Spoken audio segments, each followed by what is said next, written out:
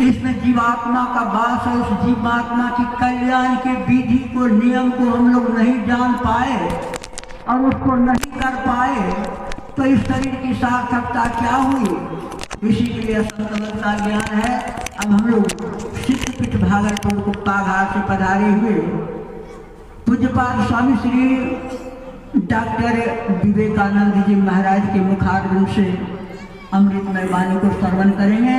श्री सद्गुरु महाराज की जय।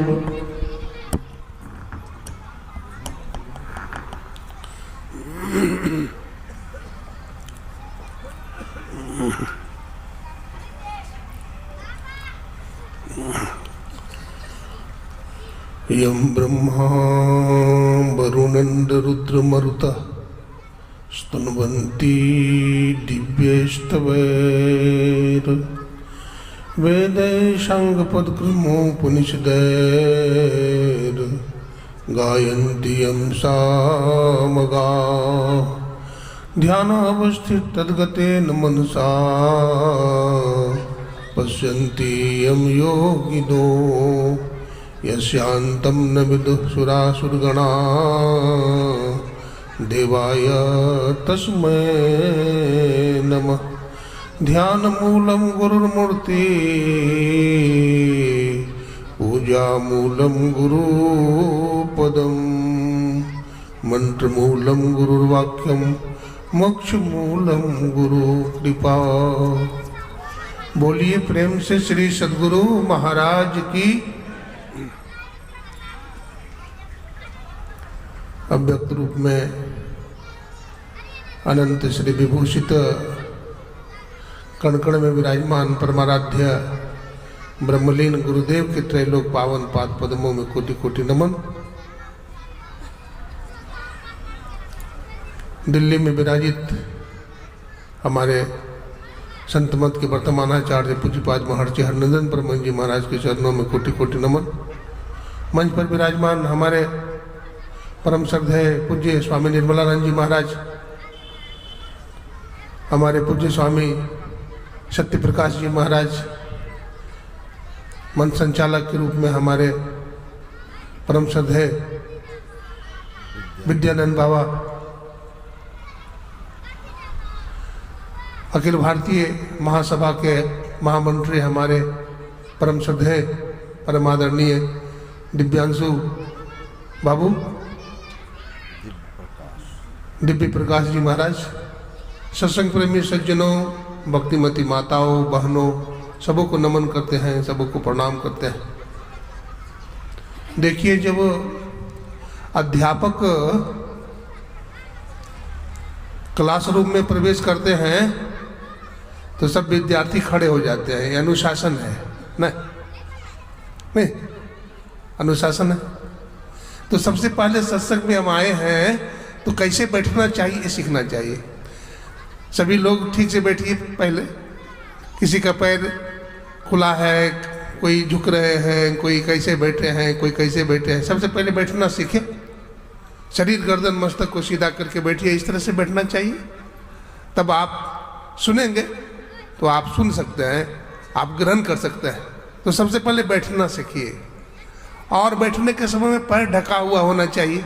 नहीं, हमारी माता बहनें आई है तो सबका सिर ढकी, बहुत सारे का सिर खुला हुआ है। सिर ढकिए पहले। श्री सद्गुरु महाराज की सिर ढक करके बैठिए। हमारा देश जति सतियों का देश है। हमारे देश में सती सांडली हुई है, माता जानकी हुई है न, माता अनसुईया हुई है। हमारा देश ऋषि मुनियों का देश है। स्वामी विवेकानंद जी जब गए ना अमेरिका तो स्वामी जी का बड़ा अपमान किया लोगों ने। एक गुलाम देश का आदमी आया है, ब्लैक इंडियन, पुलिस इंडियन, बहुत कुछ बोला स्वामी विवेकानंद जी को। महाराज, आप तो गरीब देश के लोग हो, हमारा देश को देखो, अमेरिका को, धन धान्य से परिपूर्ण है, कुबेर है, हूं कुबेर, अमेरिका कुबेर है। स्वामी विवेकानंद जी ने कहा, ऐ अमेरिका वासियों, तुम्हारा देश का विज्ञान बड़ा विकसित है, बड़ा प्रोग्रेसिव है। तुम चंद्रलोक तक चले गए हो, बहुत सारे ग्रह उपग्रह की परिक्रमा करके आए हो, बहुत सारे ज्ञान विज्ञान का अनुसंधान किया है, तुम्हारा टेक्नोलॉजी, तुम्हारा विज्ञान बड़ा चरमोत्कर्ष पर है। तुम मछली की तरह पानी पर चलना सीख लिए हो, पानी पर तैरना सीख लिए हो, और पंछी की तरह आसमान में उड़ना सीख लिए हो, लेकिन अभी इंसान की तरह तू धरती पर चलना नहीं सीखा है। इंसान की तरह धरती पर चलना हमारे देश के संतों ने, हमारे देश के ऋषि मुनियों ने सीखा है। हमारा देश महान है। तो सबसे पहले बैठने के लिए आना चाहिए। हमारे छोटे नन्हे मुन्ने बच्चे हैं, इसको संस्कारित बनाइए। देखिए, बच्चों को संस्कारित करने के लिए माता प्रथम पाठशाला है। देखिए, राक्षस के कुल में प्रहलाद जी महाराज पैदा हुए। माता कयादु के पुत्र थे प्रहलाद ना,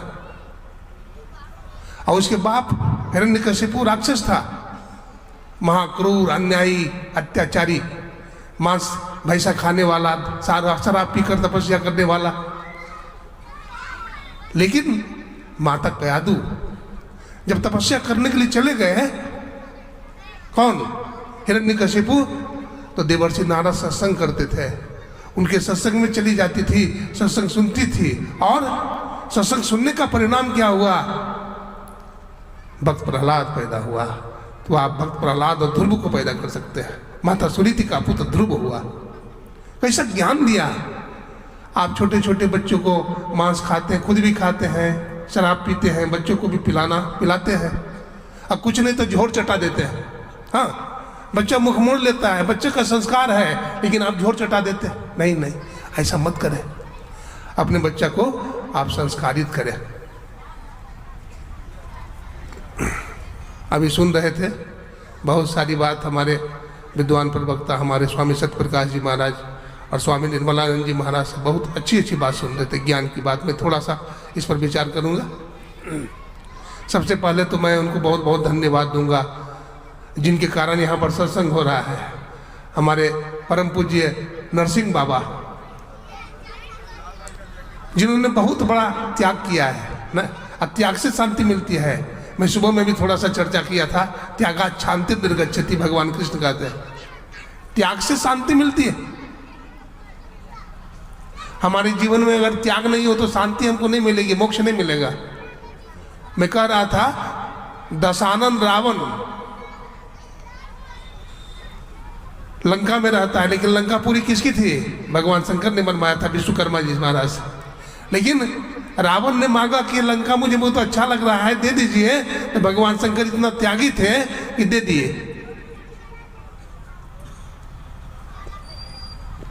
सुनी रे मैंने निर्बल के बल राम, भगवान राम निर्बलों के बल है। राम जी का धन राम जी के लिए नहीं है, प्रजाओं के लिए है, लेकिन रावण का धन रावण के लिए है ना।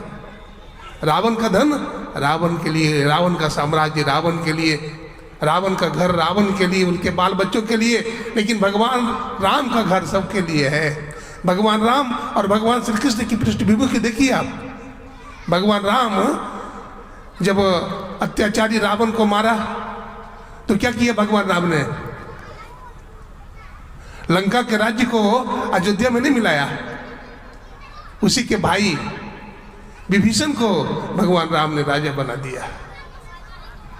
और भगवान श्री कृष्ण ने उग्रसेन को राजा बना दिया ना। कंस को मारा तो उग्रसेन को राजा बना दिया, उसके बाप को राजा बना दिया। तो भगवान की कैसी मर्यादा है। हम भी अपने जीवन में मर्यादित रहे। अभी मर्यादा पुरुषोत्तम की बात सुन रहे थे, जिसका विश्लेषण भी हमारे विद्वान प्रवक्ताओं के माध्यम से श्रवण किया। आपने क्या सुना? भगवान राम ने क्या कहा? बड़े भाग मानुष तन पावा। बड़े भाग्य से मनुष्य का शरीर मिलता है। अब देखिए, भगवान राम का भी भाग्य बड़ा हो जाता है। जंगल में भगवान राम हैं, एक वृक्ष के नीचे बैठे हुए हैं भगवान राम। 4 ऋषि को देखा, सनक, सनातन, सनंदन और सनत कुमार को देखा। भगवान राम उठ करके खड़े हो गए स्वागत में।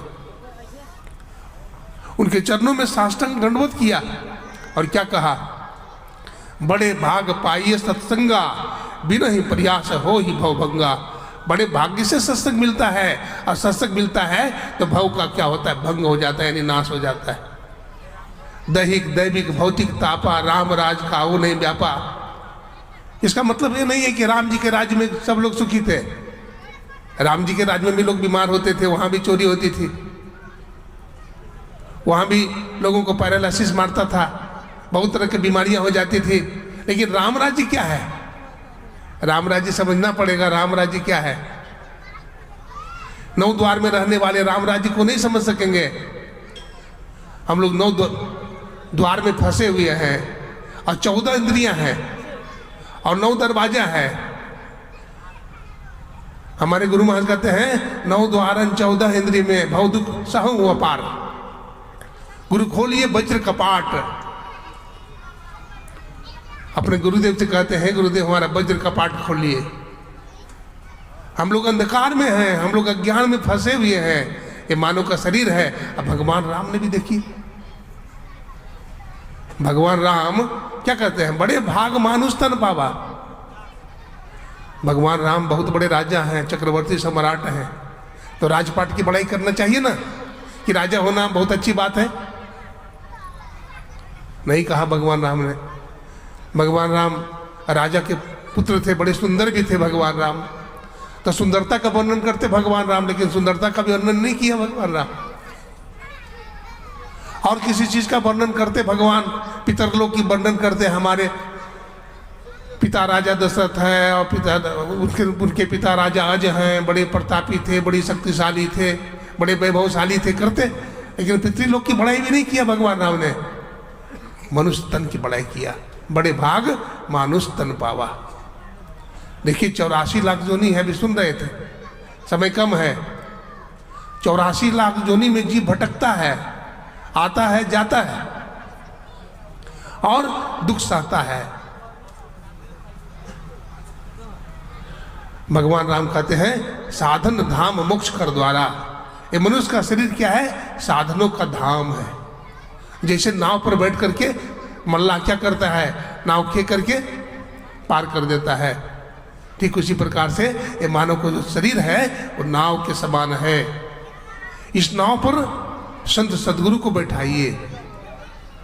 बड़ा सुंदर प्रसंग सुन रहे थे। नर्तन भव बारिद कर बेरो, सन्मुख मरुद अनुग्रह मेरो, करण धार सदगुरु दृढ़ नावा, दुर्लभ साज सुलभ करी पावा।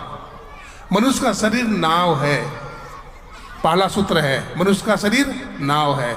दूसरा सूत्र है संत सदगुरु मल्लाह हैं, और तीसरा सूत्र है परमात्मा की कृपा अनुकूलित वायु है। ये तीनों का समागम है।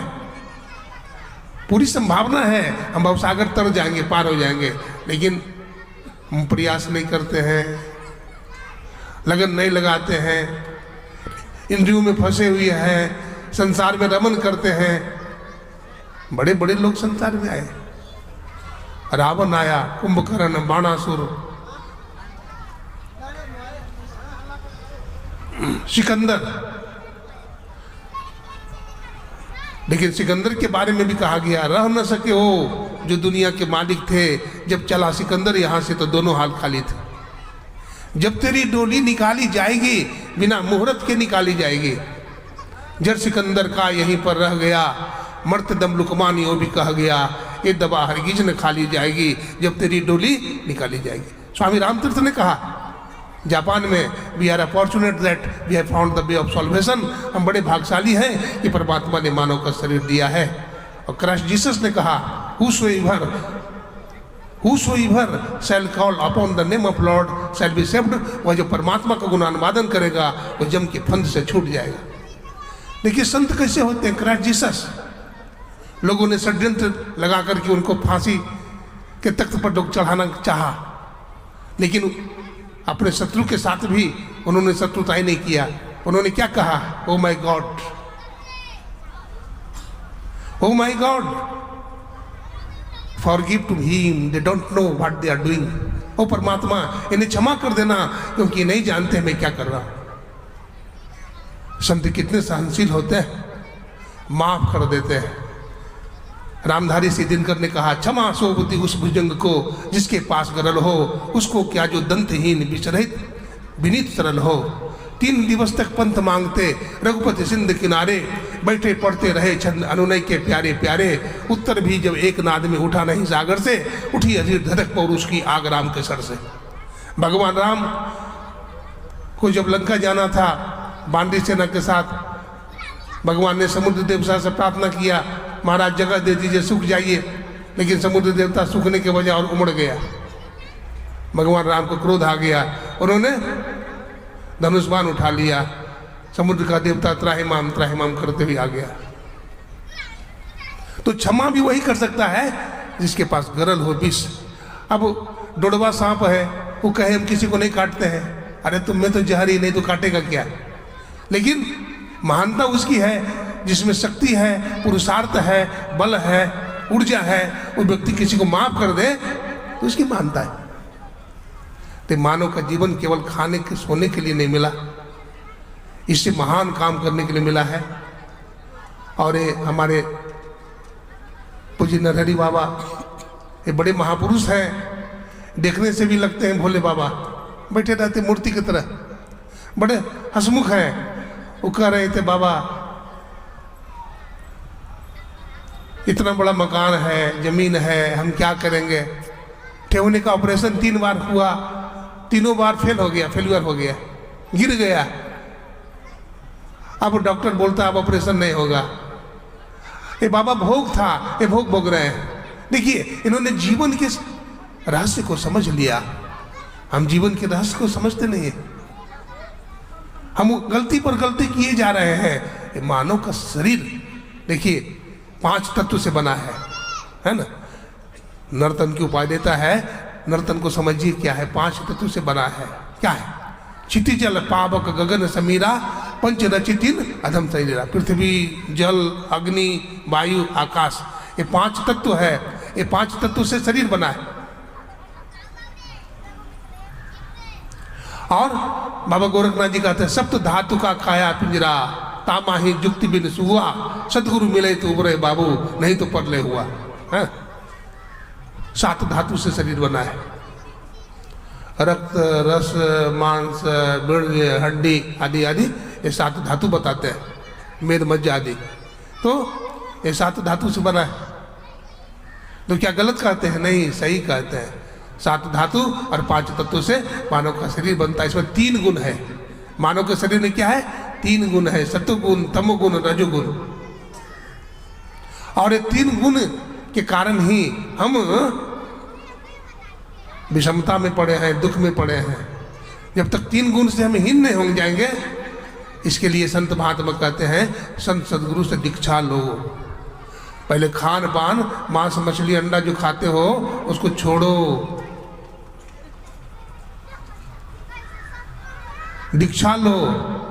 दीक्षा लेने के बाद संत जो बताते हैं ध्यान भजन करने के लिए, वो ध्यान भजन करो, त्रैकाल संध्या करो। भजन करने से बड़ा लाभ होता है। भजन करने से बड़ा लाभ होता है। बड़े बड़े राजा महाराजा ने भजन किया। अभी सुन रहे थे, हमारे स्वामी जी सुना रहे थे राजा जदू और दत्तात्रेय जी महाराज की बात।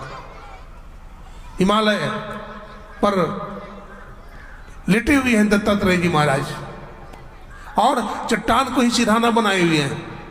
राजा जदू भटक रहा है, बड़ा अशांत है। अब इतना बड़ा राजपाट है, अशांत। लेकिन दत्तात्रेय जी महाराज के पास कुछ भी नहीं है। कौपीन बनता, खलु भाग्य बनता, एक कमंडल है, कौपीन पहने हुए हैं, लंबा चौड़ा शरीर है, शरीर में बड़ा तेज है। राजा देखिए, जिससे हमारा कोई परिचय नहीं हो, कोई इंट्रोडक्शन नहीं हो जिसके साथ, और उसको देखते ही हमारा सिर अगर झुकने लगे तो समझना चाहिए कोई सामान्य मानव नहीं है, ये कोई महापुरुष है। उनका सिर झुकने लगा, प्रणाम किया उन्होंने, लेकिन उनकी आंख नहीं खुली तो हिलाया, झकझोरा। दत्तात्रेय जी ने आंख खोला लेकिन फिर बंद कर लिया। आंख बंद करके पूछते हैं, तुम कौन हो? बोलते मैं चक्रवर्ती सम्राट राजा जदू हूँ। तो कहाँ आए हो? बोला आपका दर्शन करने के लिए। मैं बड़ा अशांत हो गया हूँ, हमारा मन बहुत दुखी रहता है, हमको कुछ ज्ञान दीजिए आप। इस प्रयोजन से मैं आया हूँ। कहा, राजन, तुम्हारा खाना हमारा खाना में कोई अंतर नहीं है, तुम्हारा सोना हमारा सोना में अंतर नहीं है, लेकिन तुम्हारा जागना और हमारा जागना में आसमान जमीन का अंतर है। मैं जब जगता हूँ तो भगवान के भजन में लग जाता हूँ, लेकिन तू जगता है तो संसार के भोगों में लग जाता है। हे राजन, इसलिए हम सुखी हैं, तू दुखी है। अगर तू भी सुख चाहता है, आनंद चाहता है, तो तू भी भजन में लग जा, भजन करे। 9 दरवाजे 9 दरफी के 10वां अमृत चुभिजे। कहते हैं 9 दरवाजा है, 2 आंख का दरवाजा, 2 कान का दरवाजा, 2 नाक का दरवाजा, मुख गुदा लिंग का दरवाजा, ये 9 दरवाजा। ये गंदा दरवाजा है, मलिन दरवाजा है। नानक साहब आगे कहते हैं 9 दर धावे ताकत रहाए, 10वां निज घर बासा पाए। अपना घर में पहुंचो। शिव नेत्र है भगवान शंकर, बोलते हैं भगवान शंकर का 3रा नेत्र खुल गया। अब भगवान शिव क्या कहते हैं? कैलाश पर्वत पर विराजमान है भगवान शंकर, माता पार्वती। माता पार्वती पूछती है, स्वामी आप अपना अनुभव बताइए। तो भगवान शिव क्या कहते हैं? उमा कहो मैं अनुभव अपना, सत हरि भजन जगत सब सपना। हे पार्वती, हमारे जीवन का अनुभव यही है कि हरि का भजन सत्य है और संसार स्वप्न है, झूठा है, कल्पित है, रज्जो सर्पा। ये संसार झूठा है। रजत सीप मह भास जिमी यथा भानुकर बार। समुद्र के किनारे चमकता है सितुआ, लगता है चांदी है, लेकिन उठाता है तो देखते तो सितुआ है। अंधेरे में रस्सी को देख करके सांप समझकर भागने लगता है, टॉर्च जलाकर देखता है तो भाई मैं तो खामोखा भाग रहा था, ये तो डोरी है। तो भ्रम हो जाता है। तो इस माया को हम देख करके भ्रमित हो रहे हैं, लेकिन वो ईश्वर परमात्मा अवश्य है और वो हमारे अंदर है। आज के वैज्ञानिक कहते ईश्वर नहीं है, परमात्मा नहीं है। हाँ, चार्वाक दर्शन है, वो बोलता है अगर ईश्वर है तो दिखाओ। चाइना के वैज्ञानिक, अमेरिका के वैज्ञानिक और रशिया के वैज्ञानिक कहते हैं, ये आस्तिकों, अगर तुम्हारा ईश्वर है तो विज्ञान की प्रणाली में दिखाओ। जैसे 2 भाग पोटासियम क्लोरेट और 1 भाग मैग्नीज डाइऑक्साइड के मिश्रण को गर्म करने के बाद ऑक्सीजन गैस बनता है, ठीक उसी प्रकार से तुम बताओ कि तुम्हारा भगवान कहाँ है, कैसे मिलेगा? अमेरिका में ही एक वैज्ञानिक हुआ मॉक्स ने कहा, तू मुझे चैलेंज करता है, ईश्वर है तो विज्ञान की प्रणाली में दिखाओ, लेकिन मैं तुम्हें चैलेंज करता हूं, अगर ईश्वर नहीं है तो तू सिद्ध करके दिखा दे। चुप हो गया। एक कवि को कहना पड़ा, जब गौर से तुम देखोगे उस ईश्वर की अंगड़ाई को तो बात बात में पाओगे उस ईश्वर की चतुराई को। हमारा देश बड़ा आस्तिक देश है, आस्तिक दर्शन है हमारा। हमारे देश में 33 कोटि देवता हैं, दुर्गा माता, काली माता, सरस्वती माता, हनुमान जी महाराज, भगवान श्री राम, भगवान श्री कृष्ण, ये सब अवतार हैं। हमारे देश में पैगंबर हुए हैं, अवतार हैं। लेकिन ये अवतार सगुण साकार रूप का होता है। वो परमात्मा निर्गुण निराकार है, उसका कोई आकार नहीं होता, उसका कोई रूप नहीं होता। उस परमपिता परमात्मा को जानने के लिए जो संत होते हैं, जो परमात्मा को जानते हैं, जो साधन भजन करते हैं, सदाचारी होते हैं, शिष्टाचारी होते हैं, आचरणवान होते हैं, वो साधन भजन करके उस परमात्मा को जानते हैं। इसलिए जरूरत है कि हम भी ये जो भूमि मिली है दान में, हमारे आदरणीय महासभा के महामंत्री महोदय कई दिनों से लगे हुए हैं इस कार्य में, कई दिनों से लगे हुए हैं। और देखिए इतना बड़ा पंडाल बना है, आप लोगों को बुलाए हैं, भोज भंडारा का भी इंतजाम है, सब लोगों के लिए है, कोई भी आ जाए। देखिए हमारा बिहार में है और झारखंड में हमारे गुरु महाराज का बहुत प्रचार है। गोड्डा जिला है, पूर्णिया जिला है, बहुत सत्संगी लोग आते हैं। हमको तो कभी कभी ऐसा लगता है कि किसी भी स्थान में सत्संग हो जाता है तो बड़ी भीड़ हो जाती है, और यहाँ तो सत्संगी नहीं है, बहुत कम है। लेकिन यहाँ जो कम से कम 100 सत्संगी दिख रहे हैं, 10 लाख सत्संगी के बराबर है। 10 लाख सत्संगी के बराबर है, और सत्संग सुनाने में आनंद आ रहा है। इसलिए आप समय से आइए और अपने बच्चों को भी लाइए, अपने परिवार को भी लाइए, अपने मित्र दोस्तों को भी लाइए और सत्संग में बैठाइए, सुनिए, आपको बड़ा लाभ होगा, ये मानव जीवन सफल हो जाएगा। तो ये जो 10वां दरवाजा की बात सुन रहे थे, भगवान शंकर का खुल गया 10वां द्वार, बाबा गोरखनाथ जी महाराज का खुल गया 10वां द्वार, भक्तिमती मीराबाई गोस्वामी तुलसीदास जी महाराज का 10वां द्वार खुल गया। वहां बड़ा आनंद है, वहां बड़ा सुख है। इस संसार में तो बड़ा दुख है, लेकिन हम इस जेल खाने में पड़े हैं, हम इस जेल खाने में पड़े हैं। इस जेल खाना से निकलना है, इस जेल खाना से निकल करके हमें समुद्रवत हो जाना है। ब्रह्मानंदम परम सुखदम केवलम ज्ञान मूर्ति, है ना। एक महात्मा कहते हैं, वेदांती हैं, मेरा सत्यचित आनंद रूप कोई कोई जाने दे। हमारा रूप क्या है? महर्षि वेदव्यास जी महाराज जब भागवत महापुराण की रचना करते हैं तो स्तुति करते हैं, वो मंगलाचरण क्या लिखते हैं? सच्चिदानंद रूपाया विश्वोत्पत्त्यादि हेतवे तापत्रय विनाशाया श्री कृष्णाय वयम नमः। मैं उस सत्यचित आनंद स्वरूप ईश्वर को प्रणाम करता हूं, जो विश्व की उत्पत्ति, पालन और विनाश का हेतु है।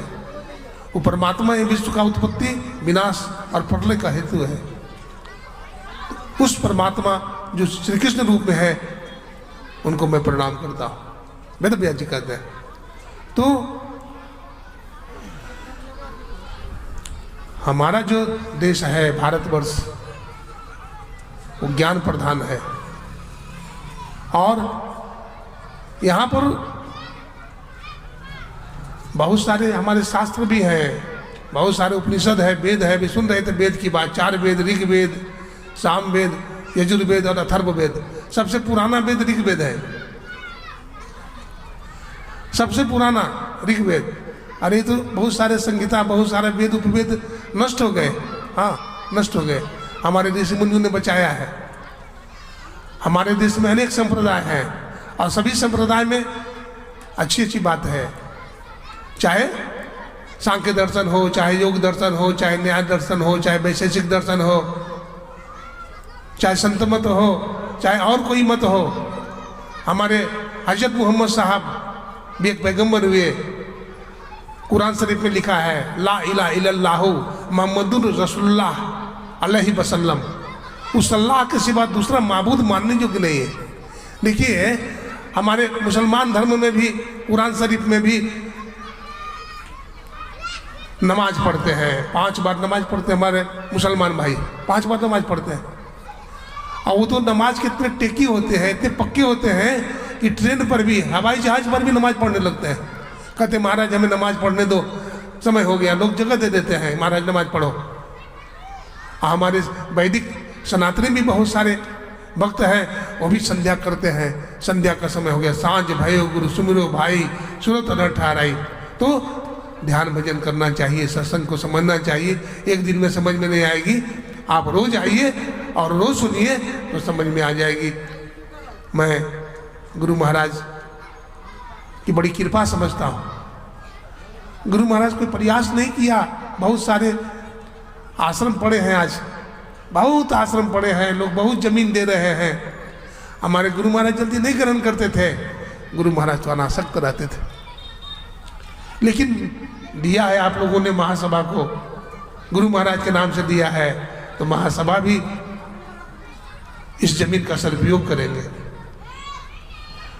यहाँ पर गढ़ बन जाएगा सत्संग का, हाँ सत्संग का गढ़ बनेगा, और यहाँ भी बहुत सारे सत्संगी होंगे, बहुत सारे सत्संगी होंगे। आपके बच्चे शिष्ट बन जाएंगे, सदाचारी बन जाएंगे, गुरु भक्त बन जाएंगे। यही बच्चे माँ बाप की सेवा करेंगे, समाज की सेवा करेंगे, देश की सेवा करेंगे। बहुत सारी बच्चियाँ, यही सीता है, यही सावित्री है, यही सावित्री। इसलिए अपने बच्चों को भी अच्छा शिक्षा दीजिए, दीक्षा दीजिए। विशेष कहने की बहुत सारी बात है, मैं इतना ही कहते हुए गुरु महाराज के चरणों में नमन करता हूँ। आप लोगों का हार्दिक अभिनंदन करता हूँ।